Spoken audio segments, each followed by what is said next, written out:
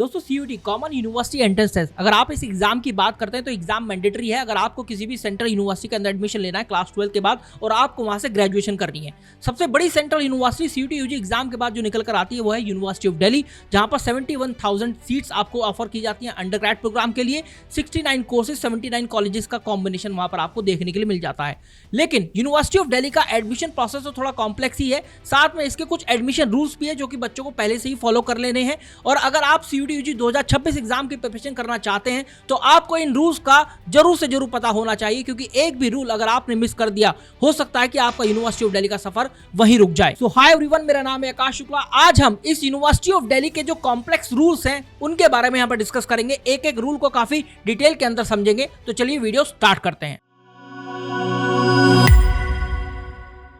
सबसे पहला रूल जो कि काफी बेसिक है वो ये है कि अगर आपको यूनिवर्सिटी ऑफ दिल्ली के किसी भी अंडर ग्रेड प्रोग्राम के अंदर एडमिशन लेना है तो आपको सीयूटी यूजी 2026 का एग्जामिनेशन देना ही पड़ेगा। लेकिन हाँ, अगर आप एक ऐसे स्टूडेंट हैं जो कि स्कूल ऑफ ओपन लर्निंग से बिलोंग करते हैं या फिर non collegiate women education board से हैं या फिर कोई फॉरेन नेशनल्स हैं तो फिर आपको सीयूटी यूजी एग्जाम देने की जरूरत नहीं है, आपके लिए एडमिशन प्रोसेस डिफरेंट होगा। दूसरा सबसे इंपॉर्टेंट रूल है वो ये है कि अगर आप सीयूटी यूजी 2026 का एग्जामिनेशन लिखने जाएंगे तो जो भी आप डोमेन सब्जेक्ट के अंदर अपीयर होंगे वो मेक श्योर कीजिएगा कि वही डोमेन सब्जेक्ट हो जो कि आप क्लास 12 के अंदर आप पढ़ेंगे। अगर आप कोई भी ऐसे डोमेन सब्जेक्ट के अंदर अपीयर हो गए जो कि आपके पास क्लास 12 में नहीं था या नहीं है तो फिर आपका यूनिवर्सिटी ऑफ दिल्ली का सफर वहीं रुक जाएगा। लेकिन हाँ, अगर ऐसा होता है कि आपने कोई ऐसा डोमेन सब्जेक्ट क्लास 12 के अंदर पढ़ा है जो कि सीयूटी यूजी के डोमेन लिस्ट के अंदर शामिल नहीं है तो फिर आप कोई ऐसा सीयूटी यूजी का डोमेन फाइंड कर सकते हैं और उसको पढ़ सकते हैं, उसकी तैयारी कर सकते हैं जिसका सिलेबस आपके किसी भी डोमेन सब्जेक्ट के सिलेबस से 50% ज्यादा मैच खाता है। फॉर एग्जांपल, अगर आपके पास बिजनेस स्टडीज नहीं है, आपके पास commerce as a domain subject है क्लास 12 के अंदर,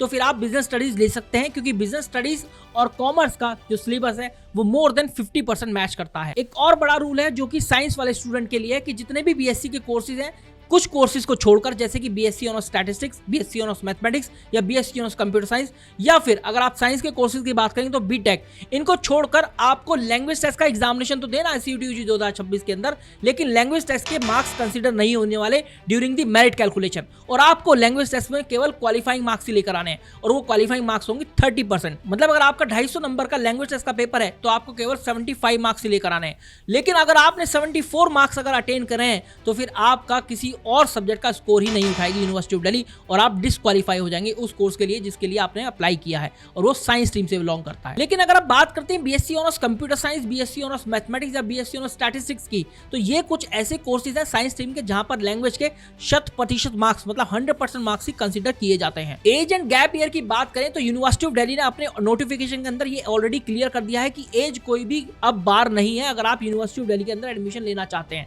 हाँ, एज एक जगह बार बन जाता है, वो है तब जब टाई ब्रेकिंग रूल का इस्तेमाल किया जाता है। मतलब अगर आप दो स्टूडेंट्स की बात करें, उनका सेम स्कोर हो गया सीयूटी यूजी एग्जाम का, दोनों ने ही कट ऑफ क्वालिफाई कर लिया है और जिस कॉलेज या कोर्स के लिए उन्होंने अप्लाई किया वहां पर केवल एक सीट बची है, तो उस केस में आपके क्लास 12 के मार्क्स कंसीडर किए जाएंगे। वहां पर बेस्ट ऑफ 3 का स्कोर उठाया जाएगा, तब भी सेम है तो बेस्ट ऑफ 4, तब भी सेम है तो बेस्ट ऑफ 5, अगर तब भी सेम है तो फिर एक ओल्डर कैंडिडेट को जगह दी जाती है, वहां पर एज एक फैक्टर आ जाता है। इसी तरीके से कुछ यूनिवर्सिटीज हैं जो कि गैप ईयर का सर्टिफिकेट मांगती हैं, जैसे बीबीएयू की आप बात कर लें, लेकिन यूनिवर्सिटी ऑफ दिल्ली ऐसी यूनिवर्सिटी नहीं है जो कि आपसे गैप ईयर के सर्टिफिकेट के बारे में पूछने वाली है। तो गैप ईयर भी यहां पर कोई भी बार नहीं रहने वाला अगर आप यूनिवर्सिटी ऑफ दिल्ली के अंदर एडमिशन लेना चाहते हैं सेशन 2026 और 27 के अंदर। एडमिशन रूल को आगे बढ़ाते हुए यूनिवर्सिटी ऑफ दिल्ली बोलती है कि अगर आपको सीयूटी यूजी 2026 एग्जामिनेशन देकर सेशन 2026 और 27 के अंदर एडमिशन लेना है तो आपको ये बात मेक श्योर करनी होगी कि आपका जो सर्टिफिकेट होंगे जैसे ओबीसी, एनसीएल और जनरल ईडब्ल्यूएस वो 31 मार्च 2026 के बाद के होंगे। और कुछ इंपॉर्टेंट रूल है एडमिशन से रिलेटेड, जहां पर यूनिवर्सिटी ऑफ दिल्ली ये बोलती है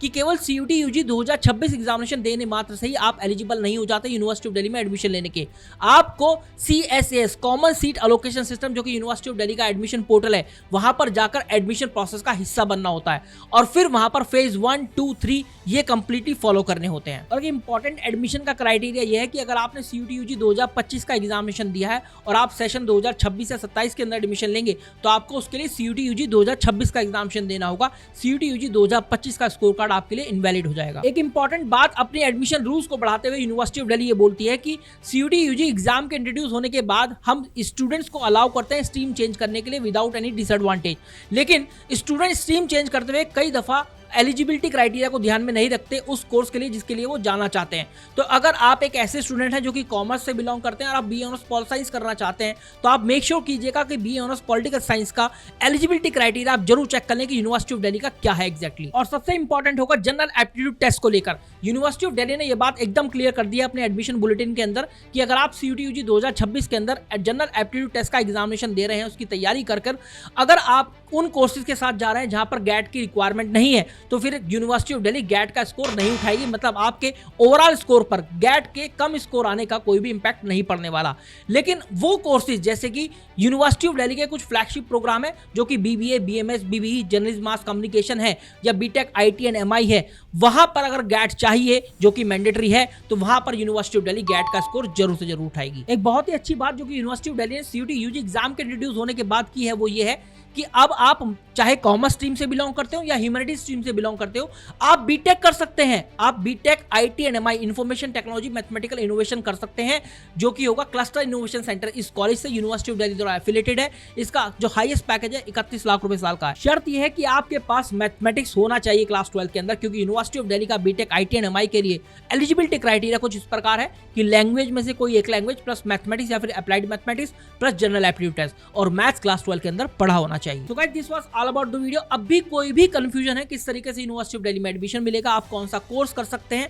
कौन सा कॉलेज या यूनिवर्सिटी आपके लिए बेहतर है, आप इन सभी क्वेरी को रिजॉल्व करने के लिए कमेंट सेक्शन और डिस्क्रिप्शन फील्ड के अंदर एक गूगल फॉर्म का लिंक दिया है, आप जाकर उसको फिल कीजिए। हमारी टीम, हमारे मेंटर्स, हमारे काउंसलर्स आपसे विद इन 24 आवर्स कनेक्ट करेंगे और आपकी क्वेरी को रिजॉल्व करेंगे। This is Akash Shukla signing off and good luck for the examination. Guys do like the video, share it with your friend और सब्सक्राइब जरूर कीजिएगा चैनल को, क्योंकि ये चेहरा आपको दिखता रहेगा CUET UG 2026 तक।